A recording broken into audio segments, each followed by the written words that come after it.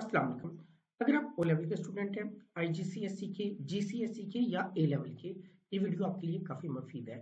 इस वीडियो में हम ये सीखेंगे कि पॉलिनॉमियल्स के जो ग्राफ हैं उनकी शेप क्या होती है। उनको स्केच करना आपके सिलेबस का हिस्सा है और स्केच के लिए काफ़ी चीज़ों का पता होना चाहिए। नंबर वन शेप, फिर वो टर्निंग पॉइंट्स कितनी होती हैं, कहाँ कहाँ होती हैं, और एक्स इंटरसेप्ट्स कहाँ पर हैं, कितने हैं, वाई इंटरसेप्ट्स, ये सारी चीज़ें। तो हम बाकी कंपोनेंट्स की तो बात नहीं करेंगे इस वीडियो में, हम सिर्फ बात करेंगे शेप्स की, और वो भी पॉलिनॉमियल्स की। इससे पहले ये हम देख लेंगे पॉलिनॉमियल्स क्या होती हैं। पॉलिनॉमियल्स एक्चुअली इस तरह के एक्सप्रेशन होते हैं जिसमें एक्स की जो पावर्स होती हैं वो पॉजिटिव इंटीजर्स होती हैं।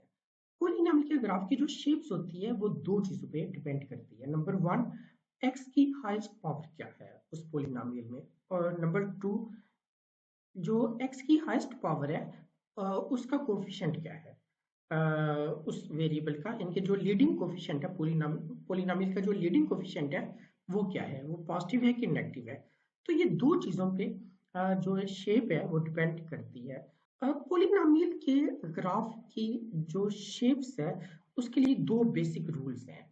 रूल्स क्या है, वो बहुत सिंपल है। नंबर एक, कि एक्स की जो हाईएस्ट पावर है वो जो भी होगी उसमें से एक माइनस कर दें। वो जो आंसर आएगा उतने टर्निंग पॉइंट आएंगे उसके ग्राफ में। और नंबर टू, के ग्राफ राइट से जो है वो ऊपर से शुरू होगा कि नीचे से, या लेफ्ट से ये ऊपर जाएगा कि नीचे आएगा। तो ये डिपेंड करता है ए से। चलें वन बाई वन अब हम इन ग्राफ्स को देखते हैं कि इनकी शेप्स क्या होगी, इन्हीं बेसिक रूल्स को सामने रखते हुए। सबसे पहले हम ये लीनियर इक्वेशन देख लेते हैं। ये y equal to mx plus C एक स्ट्रेट लाइन ग्राफ है, हम इससे बहुत सारे स्टूडेंट जानते होंगे। यहाँ पर जो ग्रेडियंट है वो a है और y इंटरसेप्ट b है। अगर हम इस बेसिक रूल की बात करें कि x की हाईएस्ट पावर यहाँ पर क्या है, x की हाईएस्ट पावर अगर आप देखें तो वो 1 है। 1 में से 1 माइनस कर दें तो वो 0 आ जाता है। मतलब इसका जब आप ग्राफ ड्रॉ करेंगे तो उसमें कोई टर्न नहीं आएगा, 0 टर्निंग पॉइंट होगा। अब दूसरी बात कि जो ग्रेडियंट है वो पॉजिटिव है कि नेगेटिव है। अगर ए पॉजिटिव है तो फिर ये जो लेफ्ट से ये नीचे से आएगा और राइट पे ये ऊपर जाएगा, जैसे आपके पास ये ग्राफ मौजूद है। और अगर ए नेगेटिव है, ग्रेडियंट नेगेटिव है, तो ये ऊपर से नीचे की तरफ आएगा, इनके लेफ्ट पे ऊपर से आएगा और राइट पे ये नीचे की तरफ जाएगा। यहाँ पर आप देख सकते हैं कि कोई भी टर्निंग पॉइंट नहीं है। टर्निंग पॉइंट ना होने का मतलब एक स्ट्रेट लाइन ही होती है। यहाँ पर आपके पास एक क्वाड्रेटिक फंक्शन है। यहाँ पर अगर आप x की हाईएस्ट पावर देखें तो वो 2 है, 2 में से एक माइनस करें तो आपके पास 1 आ जाता है। मतलब इसके ग्राफ में एक टर्निंग पॉइंट होगा। जरा आप इमेजिन करें कि एक टर्निंग पॉइंट वाला ग्राफ कैसा हो सकता है, वो सीधा यू होगा या उल्टा यू होगा। अब सीधा यू बनेगा या उल्टा यू बनेगा ये डिपेंड करता है ए की वैल्यू पे। अब जरा इमेजिन करें कि एक्स की बहुत बड़ी वैल्यू अगर इस इक्वेशन में पुट कर दी जाए तो वाई की वैल्यू क्या आएगी। अगर ए पॉजिटिव है, इनके एक्स लेफ्ट साइड पे हो या राइट साइड पे, दोनों केसेस में जो वाई है वो ऊपर की तरफ ही जाएगा। तो मतलब ये पैराबोला सीधा यू की तरह बनेगा।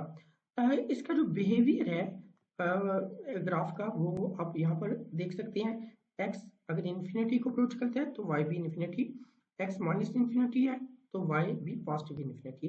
इस केस में आपका ग्राफ सीधा यू बनता है। अगर ए नेगेटिव है तो जो बिहेवियर है ग्राफ का वो ये है कि अगर एक्स पॉजिटिव है तो वाई माइनस इन्फिनिटी बनता है। एक्स अगर पॉजिटिव इन्फिनिटी है तो Y minus infinity, X minus infinity है तो वाई फिर भी माइनस इन्फिनिटी। तो उस केस में ये उल्टा यू ग्राफ बनेगा। तीसरी एग्जांपल है, अब हम देखते हैं। ये एक क्यूबिक फंक्शन है। यहाँ पर एक्स की हाईएस्ट पावर 3 है और 3 में से अगर आप 1 माइनस करें तो ये 2 आ जाता है। मतलब यहाँ पर दो टर्निंग पॉइंट्स आएंगे।